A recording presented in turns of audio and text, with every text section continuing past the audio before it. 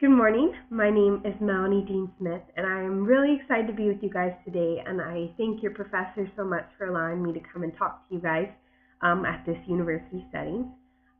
Today we're going to be talking about the benefits of single-sex school education versus co-educational classrooms. The school situation in America, as we know, is not in the best state right now. Our nation's educational success is ranked 18th out of 23 industrialized countries in the world.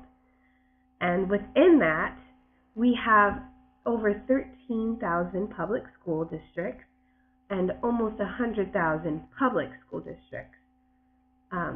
Public schools within those school districts. And then, of course, we have our charter schools and our public schools as well. We also have a whole bunch of teachers, which is what you guys are training to be and what I am currently doing. And these teachers, we have almost 4 million teachers teaching K through 12 in public schools.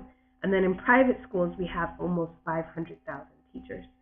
So there are quite a lot of teachers in the U.S. It's a great profession.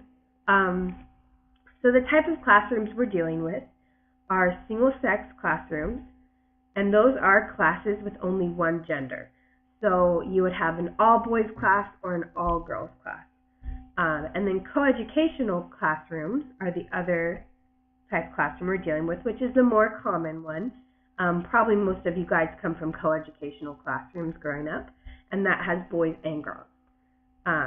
So what is the big deal? Why does it matter if they're in a single-sex school or a coeducational school that has both genders or just one gender?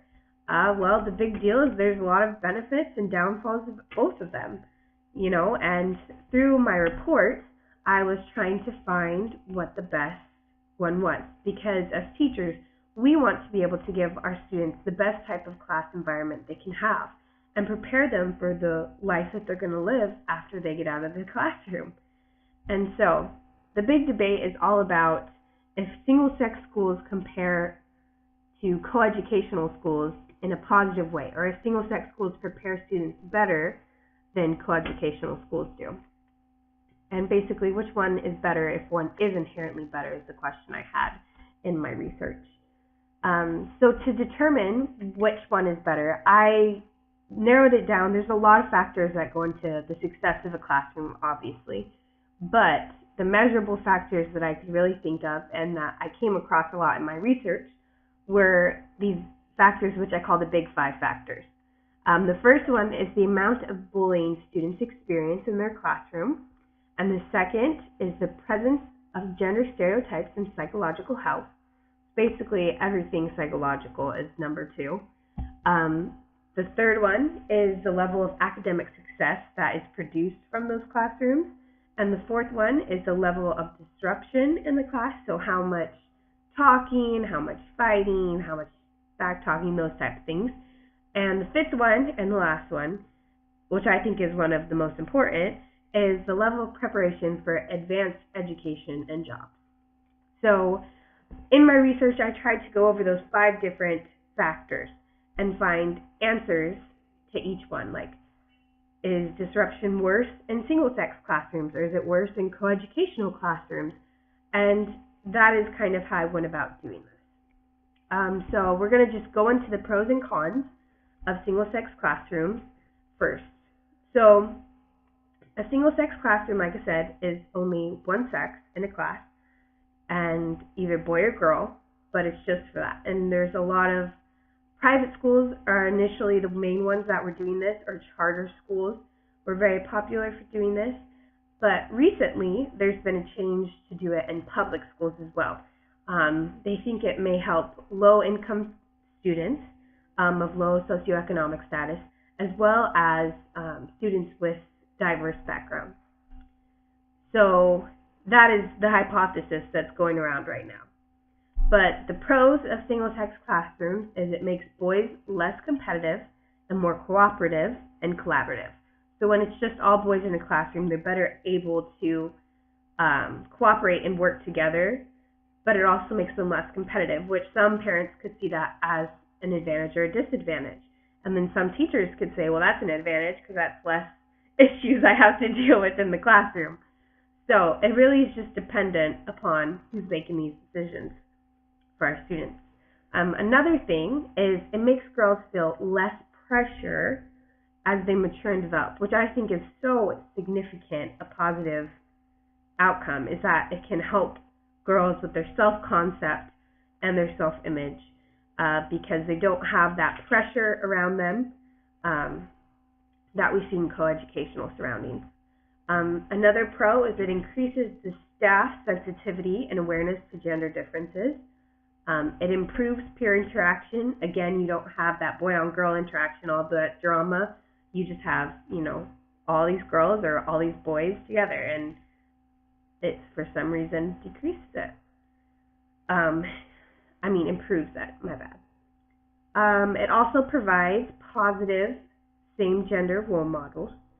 It provides more opportunities to pursue academic and extracurricular endeavors without racial or gender stereotypes because, once again, you're within just all girls or all boys, so you don't have to worry about race. You don't worry about, oh, that boy's going to beat me. It's just all you're working together in that goal. And it is a less distracting environment because, again, you don't have the distraction of dating and all those things, and typically in single-sex classrooms. The cons with single-sex classrooms, it does promote gender stereotyping. It undermines gender equality because if you're teaching, it's kind of that like separate but not equal. Like if you separate the classes, how are they really equal?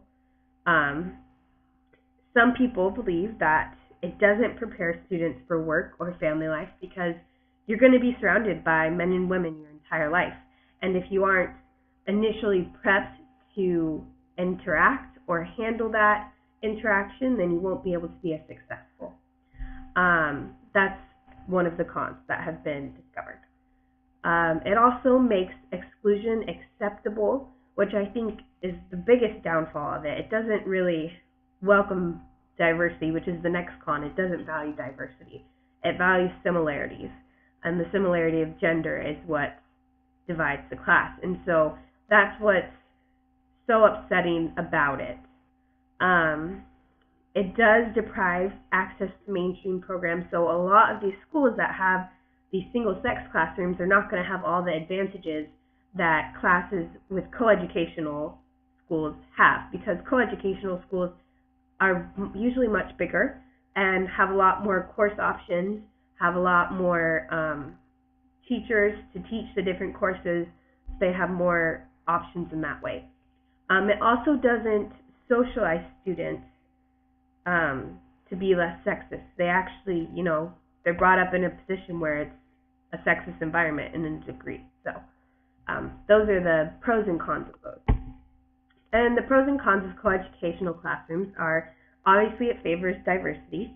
It prepares students for work and family life because you're surrounded by the competition that you're going to be encountering when you graduate and when you go to high school, when you go to college after high school. It also, gender-related self-knowledge is more accessible for students. So they're better able to find what they believe is them as a woman or them as a boy and those type of things. Girls feel less pressure to conform to gender norms, which is very surprising to me. I thought it would be they would feel more pressured in a coeducational environment, but actually being in that environment where there's lots of different options, they don't feel that pressure. It provides access to mainstream programs, again, which we touched on. And there's more teachers in coeducational classrooms, obviously, as we saw with public schools. Although some public schools are using the single-sex classrooms, there are a lot fewer that have that.